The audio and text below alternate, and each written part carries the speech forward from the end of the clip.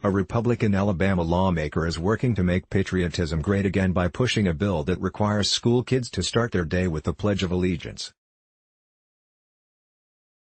BizPackReview.com reported that the Republican lawmaker was prompted to act after finding out last year that his fifth-grade grandchild wasn't reciting the pledge every morning at school, even though the Alabama Board of Education requires schools to allow students in public kindergarten, primary, and secondary schools to recite the pledge every day. The proposed bill seeks to transfer authority over the pledge away from the school board, which is unable to enforce it, and make it a state law. The debate over whether schools can require kids to stand for the Pledge of Allegiance has been going on for some time. Watch the video. From AOL. One Alabama lawmaker wants to make sure the Pledge of Allegiance doesn't get lost in the day-to-day of public schools.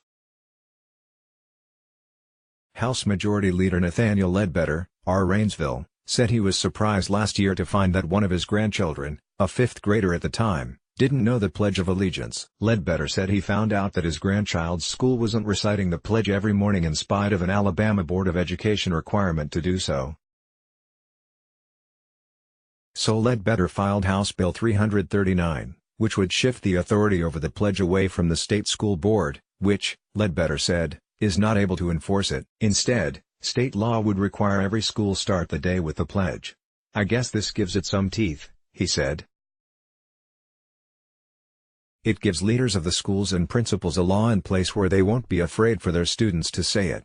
43 states require the Pledge of Allegiance each day at school, according to the National Conference of State Legislatures. Ledbetter made clear that the law, in keeping with prior court rulings, would not require students to actually say the pledge, just that schools would start their day with it.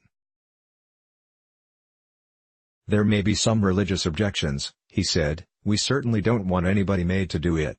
But it does keep the pledge in our schools." A 1943 U.S.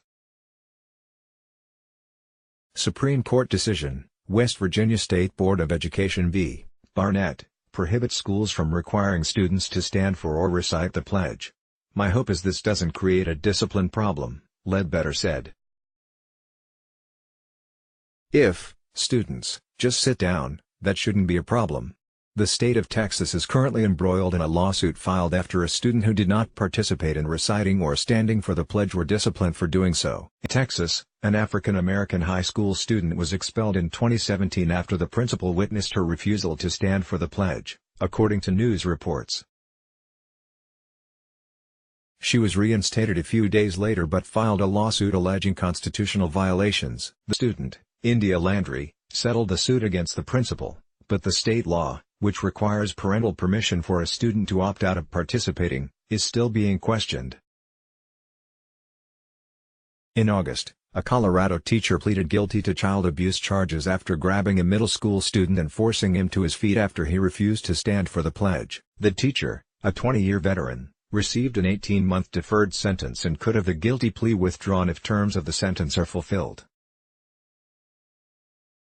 In February of this year, an African-American sixth-grade student in Florida was arrested after refusing to stand for the pledge and becoming engaged in an argument with school officials. The student was charged with disrupting a school function and resisting an officer without violence, according to news reports. Meanwhile, an Atlanta public charter school made news last year when officials dropped the pledge as a regular morning activity. Ledbetter's bill will be taken up in the House Education Policy Committee on Wednesday. "My concern is that's just a part of our country we patronize," Ledbetter said. "It's part of our heritage.